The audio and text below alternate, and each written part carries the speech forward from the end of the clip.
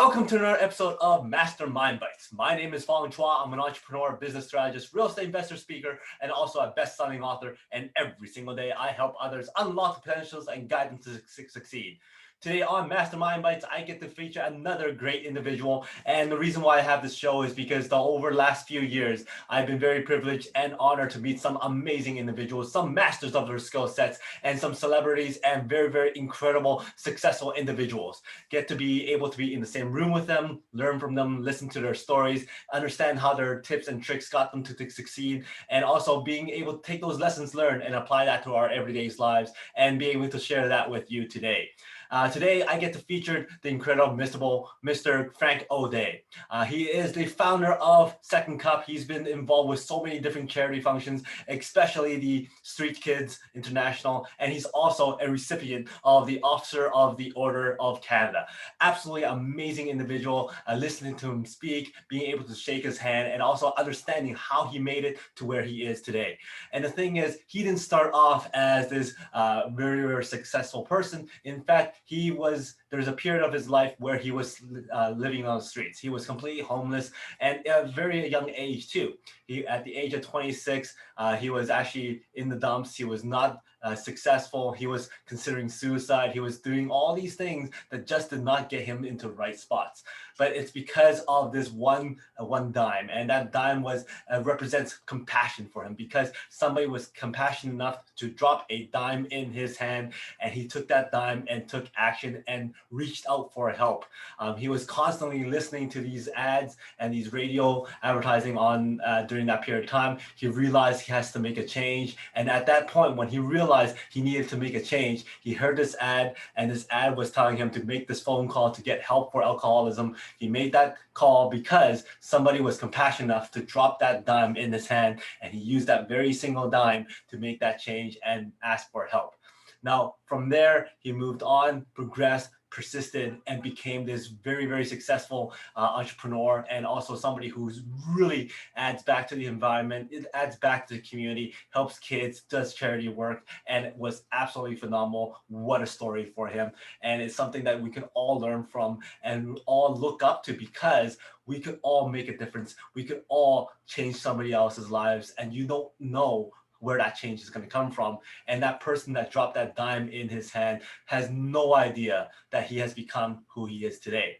Now, going through his story, going through his panels, discussions, and also listening to him speak at the event that we were at, we got some very, very important tips from him to really succeed in our lives, to really make our lives a little bit better, and also how we could impact more people as well.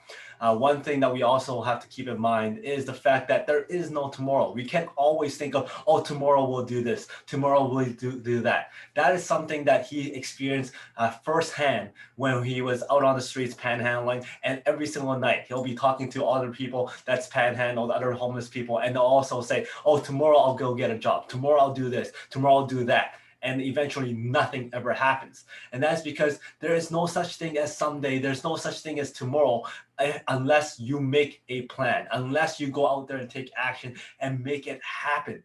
You could say all the stuff that you want to say. If you don't take action, it doesn't happen. One of the things that he's always said is hope, vision, and action. And that's something that's really propelled him throughout his entire career, because without hope, nothing ever happens. Without hope, nothing is there. You don't have any vision, you don't have any dreams. So you must have hope is number one. Once you have hope, you actually create a vision. And once you have that vision, you have to take action. It's not just tomorrow, someday, tomorrow, someday. You have to take action. Because if you don't take action, then all you have is dreams, and dreams that don't come true. So therefore, you have to use that vision, take action, and then you need to progress. Once you take action, you'll grow, you start succeeding, you start developing new skill sets, you start meeting people, and then you never know where those will get. So the thing is, you never know. The thing is, you have to take action. You have to have hope, vision, and action. So that's number one. Number two, surround yourself with people. Surround yourself with people who support you, help you out, and also give you great ideas. During the period of time when he was breaking away from being homeless, he had the people who supported him. He had people to help him out. He had people who was able to get him his first suit, help him find jobs, help him persist.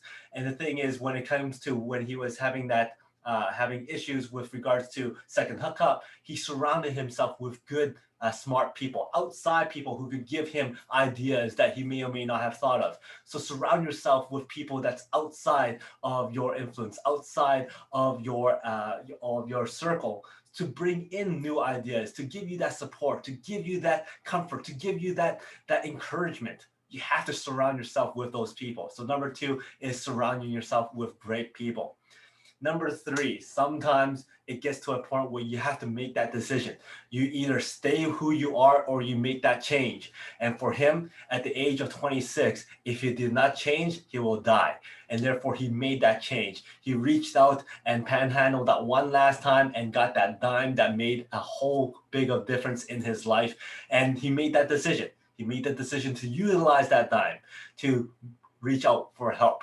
He utilized that dime to make a change in his life. Sure enough, he made a lot. He panhandled a lot during that time, and he spent it all away. But it wasn't until he made that decision to change that that dime made the world of a difference for him, and he went out there and got the help that he needed to fight the alcoholism, to fight the mindset that he had before, and he really, really changed his life. Now, the next thing is persistency and also taking that action. We talked about the action. Without action, your visions only are dreams. So what did he do? Well, he was able to find different types of jobs, whether it's small jobs, big jobs, short-term jobs. He went out there and made that difference. He went out there and took action. He knocked on door after door after door after door until he was able to land a job. Then from that job, he moved on to another job, met more people. And it was that persistency that allowed him to keep on going, allowed him to meet different people, to expand his skill sets. And from there, he actually met somebody who was able to partner up with. And eventually that became the partner of the founder, becoming a founder of Second Cup. From there, they persisted because Second Cup didn't actually start off becoming very, very successful.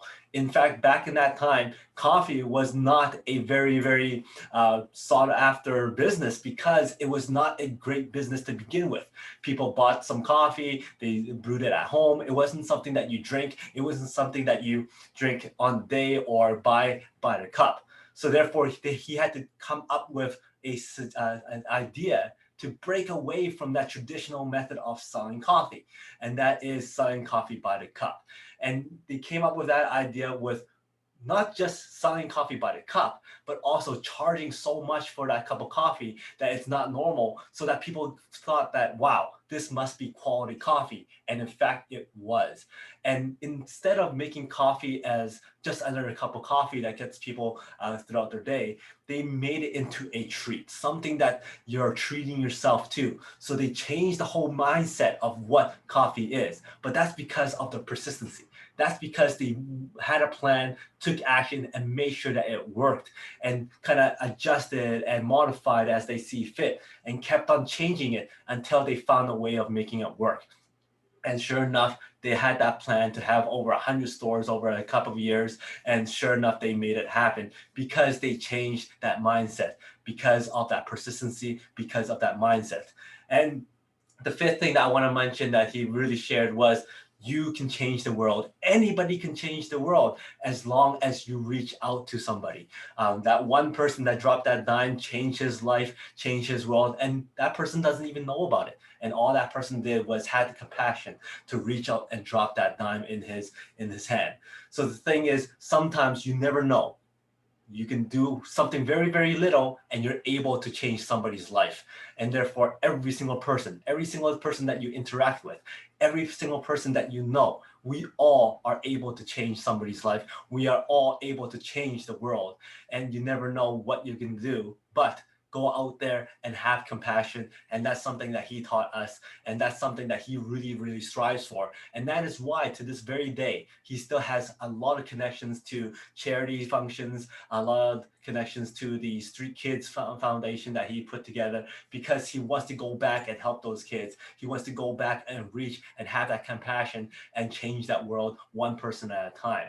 So those are the 5 things that we got out of Frank O'Day, and what an incredible story story that he has. I highly recommend you to go out and reach out and find those books of his. He has a few books out there. He's an amazing speaker.